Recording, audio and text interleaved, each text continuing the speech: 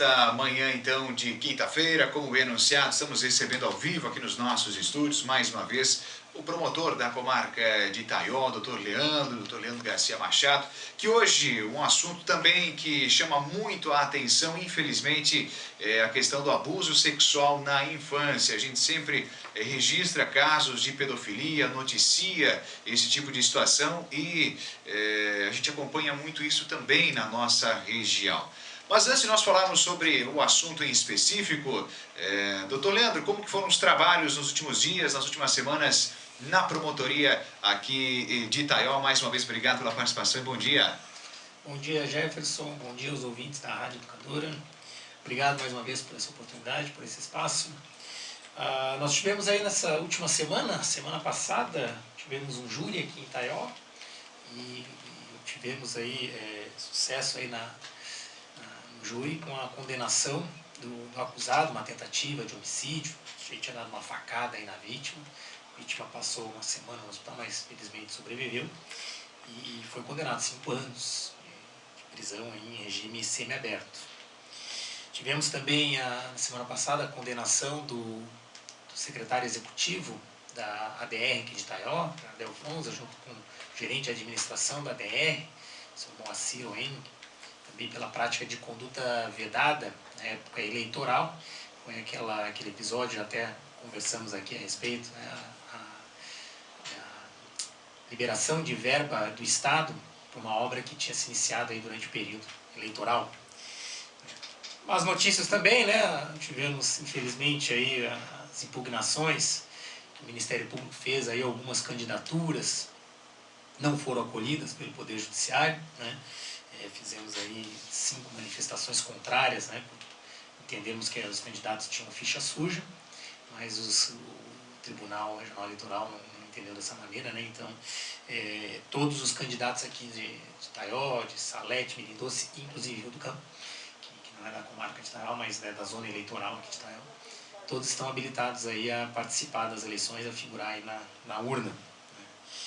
E divulgamos ontem, né, no nosso blog os candidatos aí que não são ficha suja, mas tem ações judiciais aí, então interessa o eleitor saber da vida pregressa aí dos seus candidatos. Então, se quiser, pode conferir lá no blog da Promotoria de Justiça de Itaió, os candidatos que têm aí ou ações criminais, inquéritos policiais em curso, ou ações de improbidade administrativa, ajuizadas aí pelo Ministério Público. Ok, então, doutor Leandro, a gente começa falando, claro, sobre a questão do abuso sexual na infância, mas para quem está em casa nos entender, quais atos são considerados abuso sexual? Esse é um tema aí muito sensível, que preocupa muito o Ministério Público, preocupa muito o Poder Judiciário, a segurança pública, né? Porque os abusos sexuais eles são um crime difícil de combater, porque normalmente ele ocorre às escondidas, né? Dificilmente deixa vestígios, não registra, né? É feito na frente de testemunhas, né? E a prática do abuso sexual contra as crianças ele é configurada a partir de qualquer ato libidinoso, né? Conjunção carnal ou não, né? Então a prática sexual, ou mesmo atos assim lascivos, né? Beijos na boca, toques, né? Passar a mão na criança, no adolescente, tudo isso configura abuso sexual, né?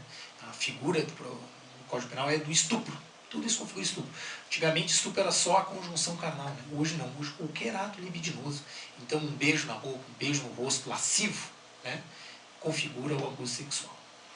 Ok. Doutor, com todo esse rigor, né, que a lei acaba impondo em relação a esse assunto, por que os casos só aumentam ou sempre foi assim, mas antes eles não eram tão denunciados?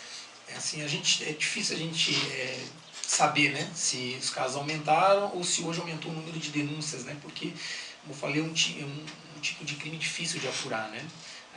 Tem uma estatística aí na sombra, que são os casos que não chegam sequer ao nosso conhecimento, ao conhecimento do Ministério Público, da polícia, né? Mas a gente acredita que é por conta muito dessa proteção que o abusador goza, né, por praticar o delito às escondidas, longe dos olhos das pessoas, né? Então todo mundo tem que ficar muito atento, né? Não só a família, né, porque às vezes dentro da própria família que ocorre o abuso, é um pai, é um tio, é um avô, né, especialmente os homens, né, que são os maiores acusados, né? A maior quantidade de pessoas acusadas são do sexo masculino. Então as pessoas têm que ficar atentas na vizinhança, na escola, o conselho tutelar, porque tem que observar a mudança de comportamento, especialmente na criança, né? A criança que tem determinada, uma criança expansiva, faladora, que ela começa a se retrair, começa a ficar muito envergonhada, começa a ter medo da pessoa abusadora. Então a pessoa se aproxima, ela se distancia, ela foge, ela vai para o quarto, ela se esconde, chora. Então esses são sintomas de uma criança que sofreu abuso. Tem pesadelos à noite, que acorde frequentemente à noite. Tudo isso são sintomas de uma criança abusada. E a pessoa que nota esses sintomas tem que ficar atenta, começar a observar, para tentar flagrar alguma conduta do abusador, né? Ok, doutor, a nossa comarca ela registra muitos desses casos, enfim, como que é a relação da justiça com os abusadores, digamos assim. Sim, nós somos uma comarca pequena, né? Ao todo somos 28 mil habitantes, e eu considero um número elevado de denúncias, né? Como eu falei, os casos denunciados é só uma ínfima parte dos abusos que a gente sabe que acontecem, né? Então, em 2014, nós oferecemos já 6 denúncias contra abusadores. 2015, mesma coisa, mais 6 denúncias. Este ano, 2016, já oferecemos 4 denúncias criminais por estupro e uma denúncia criminal por um cidadão portar material pornográfico de crianças e adolescentes, né? Ainda temos em curso aí pelo menos 3 inquéritos policiais que estão apurando supostos abusos. E tivemos esse ano condenações, algumas, né? Isso nos alegrou muito, né? Demonstrando aí que a justiça não tolera o abuso sexual também, né? O tratamento ele é muito repressivo, a pena, a condenação parte de 8 anos por cada abuso praticado. Então teve pessoas aí condenadas a 14, 15, 17 anos de prisão. Algumas já estão inclusive cumprindo pena, porque a sentença já foi confirmada pelo Tribunal de Justiça. Então já estão recolhidas, foram presas esse ano, se não me engano, 2 pessoas já foram presas, estão no presídio do Rio do Sul cumprindo essa detenção.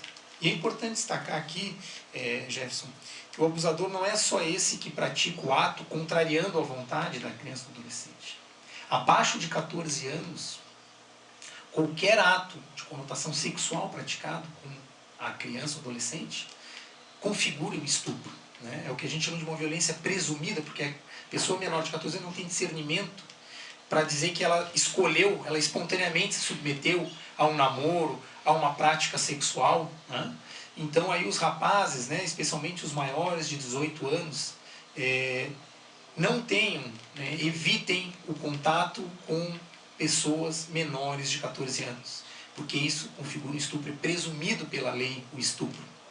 E nós temos casos de rapazes que foram denunciados, jovens de 18, 20, 25 anos, porque estavam envolvidos, né? Namorando à luz do dia, com consentimento inclusive dos pais. Os pais também podem ser responsabilizados daí por omissão, com crianças de 12 anos, 11 anos, 13 anos. Né? Então, assim, evite, a gente sabe que essas pessoas, às vezes, essas crianças, adolescentes, por irresponsabilidade dos pais, estão na rua, estão em bares, estão em boates, em festas, e aí acaba propiciando esse encontro. Se você tem 18 anos, se tem mais de 18 anos, evite. Não tenha contato, né? Essa pessoa, no mínimo, tem que ter 14 anos para ela ter o discernimento de dizer, olha, não, eu quero praticar sexo com alguém. Antes disso, a vontade dela é irrelevante, a pessoa está sujeita ao processo criminal. E, doutor Leandro, a respeito das vítimas, das crianças abusadas, né, que são forçadas a praticar o sexo, elas são a outra parte, e talvez a parte mais afetada de um estupro. Enfim, como que fica essa situação dessas crianças abusadas? O acompanhamento psicológico, o senhor acha que deveria ter uma atenção maior, talvez, com esse tipo de caso, doutor Leandro? Sim, sem dúvida, né? A gente, quando recebe a notícia, o inquérito, a denúncia de que uma criança está sofrendo abuso, a primeira providência que nós tomamos, né, é pedir o acompanhamento dessa criança pelo CRAS, né, através da prefeitura, pedir o acompanhamento dessa família, dessa criança, para ela ter, não só através de assistência social, mas principalmente consultas com o psicólogo. O psicólogo ouvir a criança, saber qual é o trauma que ela tem em decorrência desses abusos, né? E já começar a trabalhar isso, né? Independentemente de a investigação criminal resultar ou não numa denúncia, resultar ou não numa condenação, né? Independentemente disso, a criança ela é colocada em acompanhamento, né?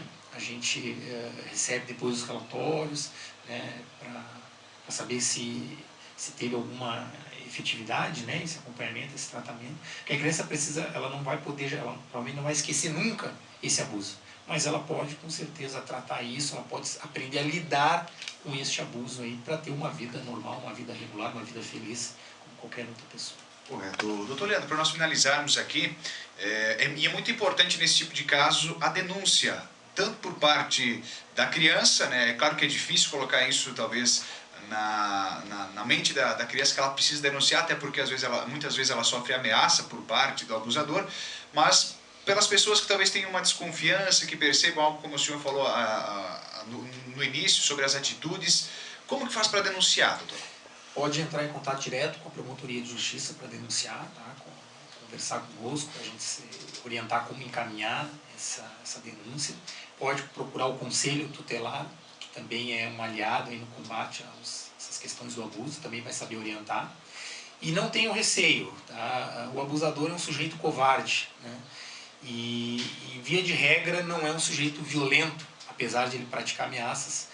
A gente não tem histórico de abusadores violentos que tenham tido um revanchismo, uma vingança sobre a criança, sobre as pessoas que denunciam, né? E a gente tem meios até de afastar o abusador. Tivemos um caso aqui em Taió, que a nosso pedido o juiz determinou o afastamento do abusador do lar. Ele voltou a se aproximar desse lar, dessa família, da mãe, das crianças, e diante desse fato nós pedimos a prisão preventiva. Está preso preventivamente por ter desobedecido a ordem judicial que determinava o seu afastamento do lar. Então, se alguém tenha receio, a gente pode tomar essas medidas da mesma forma. Ok, doutor, a gente agradece mais uma vez aqui sua participação, sempre trazendo informações sobre assuntos relevantes aqui na nossa comunidade. E dizer também, né, que nos próximos dias nós conversaremos novamente. O doutor, num período, sempre vem e nos visita para trazer essas informações, sempre, como falei, com assuntos pontuais e também trazendo as informações da promotoria da semana, realmente, que acaba sendo destaque, inclusive, no blog, né, do Ministério Público aqui de Taió, da nossa comarca, melhor dizendo. Doutor, mais uma vez, muito obrigado, e claro, a gente volta nos próximos dias com mais um bate-papo, né? Tá bom. Obrigado, Jefferson, também. Eu queria aproveitar, Jefferson, se me permite, fazer aqui usar esse espaço aqui, que nós estamos num período eleitoral, na reta final aí, diante das eleições, né, que ocorrem domingo. E eu tenho feito um apelo aí às pessoas com quem eu encontro, mas eu acredito que aqui tem uma abrangência muito maior. Quero fazer um apelo aos nossos eleitores, né? A gente vive uma verdadeira cruzada contra a corrupção, e talvez a Operação Lava Jato ela simbolize essa cruzada, mas não é só essa operação. Em todos os ministérios públicos, todas as promotorias de justiça, nós agimos, né, para combater a corrupção, o desvio de condutas aí no âmbito do setor público. E nessa cruzada, o eleitor é o nosso maior aliado, né? E eu digo isso porque a maneira mais eficaz de se combater a corrupção é não eleger os corruptos. Porque depois que o corrupto é eleito, ele ganha poder, ele ganha prerrogativas, ele consegue ameaçar pessoas, ele consegue manipular provas, ele está dentro da administração pública. É muito mais difícil combater esse corrupto quando ele ganha um mandato eletivo. Então a maneira mais eficaz de combater essa corrupção é não elegendo o corrupto. E nós temos uma maneira muito fácil de detectar quem é o corrupto, porque nessa época de eleição é muito comum o corrupto oferecer vantagens ao eleitor, tentar comprar o seu voto, né? Então, quem faz isso é corrupto. Esse sujeito não vale nada, esse candidato não está ali para prestar um serviço para a sociedade. Então, o eleitor que tenha sido procurado nesse período de campanha eleitoral por candidatos que tenham oferecido vantagem, qualquer vantagem, uma cesta básica, que tenha tentado oferecer tanques de combustível, pagar consulta médica, pagar exame médico em troca do seu voto. Eleitor, esse sujeito é corrupto. Se ele for eleito, ele vai passar os próximos 4 anos pensando numa maneira de desviar recursos públicos, porque ele vai querer recuperar esse dinheiro que ele gastou para poder comprar o seu voto. Ele vai fazer isso durante 4 anos. Inclusive, ele vai querer desviar mais dinheiro ainda para ele poder, na próxima eleição, ter dinheiro para poder comprar de novo o seu voto e de outras pessoas e se perpetuar no poder. Então, esse candidato, o eleitor tem que ficar atento. O eleitor recebeu o santinho dele, faz um X bem grande, vermelho, bem grande. Esse candidato você não pode votar. Você não pode colocar esse corrupto lá dentro do parlamento, lá dentro da prefeitura. Então, vote muito consciente, preste muita atenção naqueles que se aproximaram, querendo debater propostas, oferecer o melhor para a sua comunidade. Essa pessoa você tem que ouvir e você tem que dar atenção. Os outros que têm comprado seu voto, que têm oferecido vantagem, esse você esquece, esse você joga fora o santinho. Não vote nesse cidadão. Muito obrigado mais uma vez por esse espaço, Jefferson. Fico sempre à disposição da rádio para a gente vir aqui trocar.